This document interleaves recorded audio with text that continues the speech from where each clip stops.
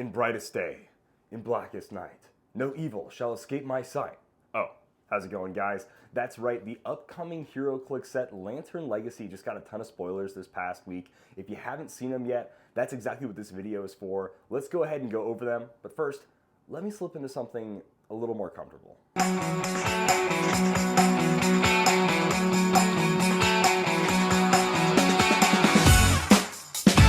No, I'm not putting my hair in a bowl cut. What are you talking about?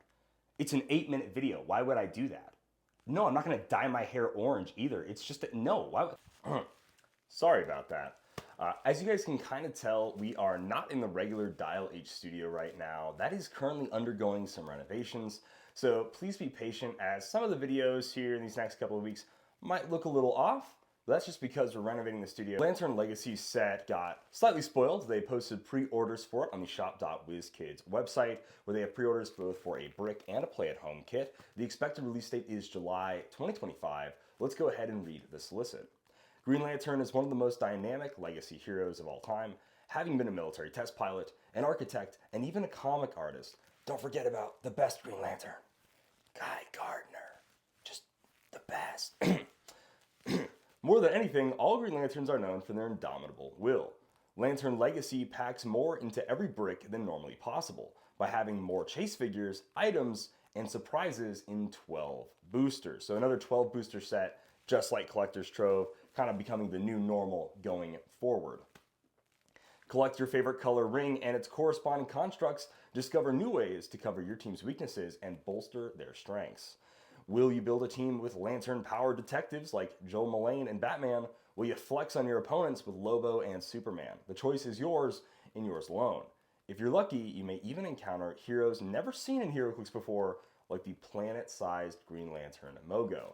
As we know, back in Gen Con of last year, they said MoGo will be in the booster. So I know a lot of people are speculating and curious if MoGo is going to be a Build-A-Clix like the super old Iron Man Mark II Hulkbuster from Nick Fury Agents of S.H.I.E.L.D. A lot of people want MoGo to be a map. I really don't know how they're going to do MoGo. Now that we see that the boosters are standard size boosters, of course, and you can go ahead and check out the art right here. It has that amazing Alex Ross art with Hal Jordan from Green Lantern #1.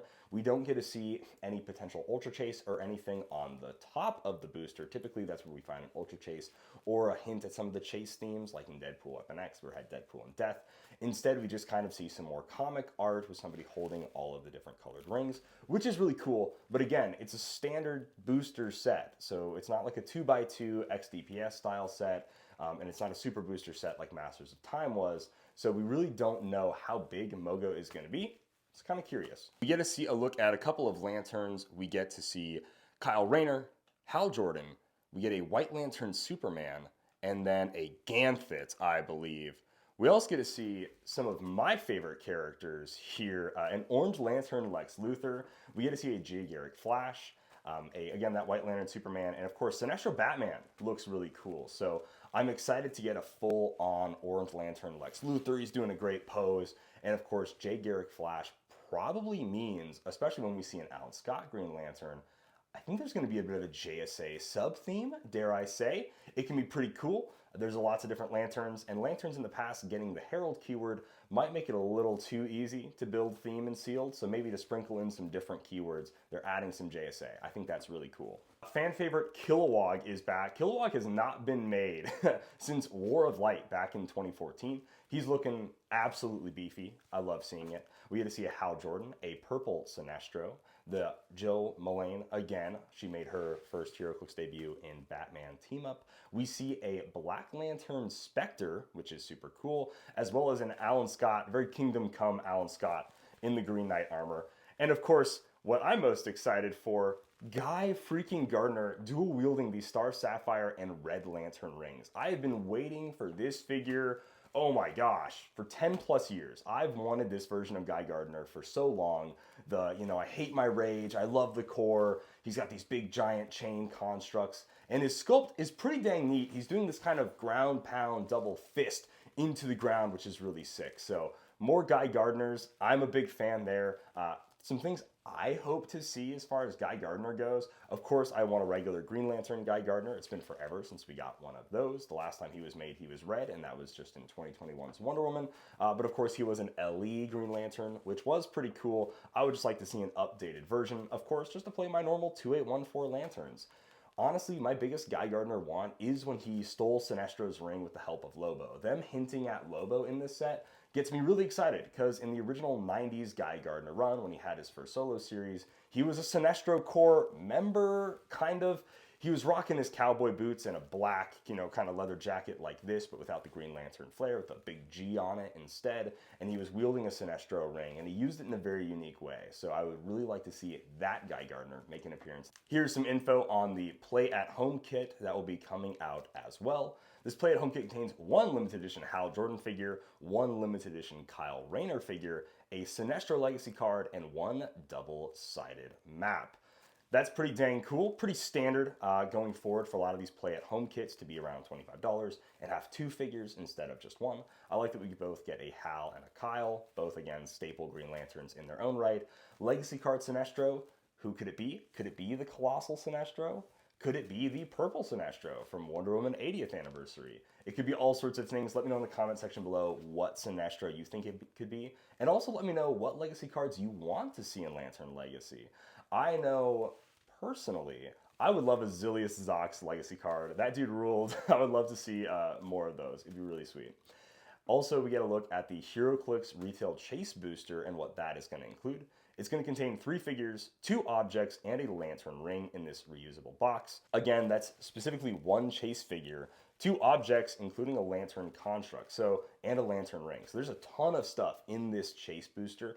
And also, I've loved the reusable boxes before.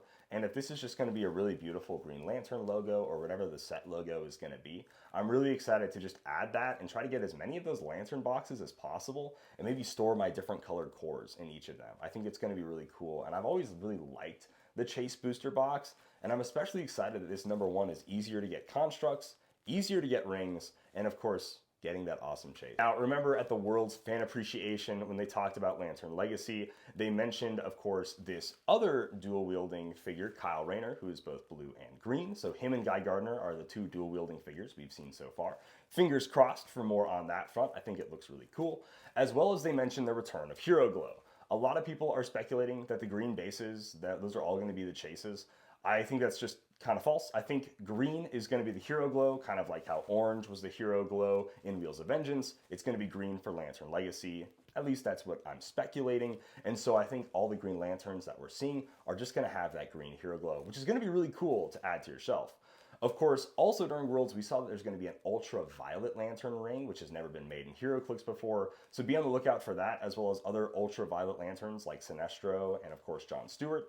And then remember, they also said hold on to your rings. So they may be re-releasing some lantern rings, but who knows? Maybe they're making legacy cards for the existing Batman team-up lantern rings.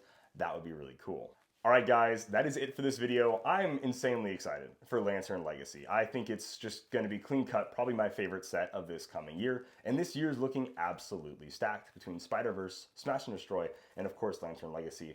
I'm insanely excited. Let me know what lanterns you want to see in Lantern Legacy, and let me know what has you the most hyped for this set. Of course, for me, it's Guy Gardner. I love Guy Gardner. He's my favorite Green Lantern, and any Lantern when he's in their core, of course. So I'm super excited. And remember, guys, for all of your Heroclix videos, unboxings, podcasts, and more, make sure you dial H. And like always, happy trails.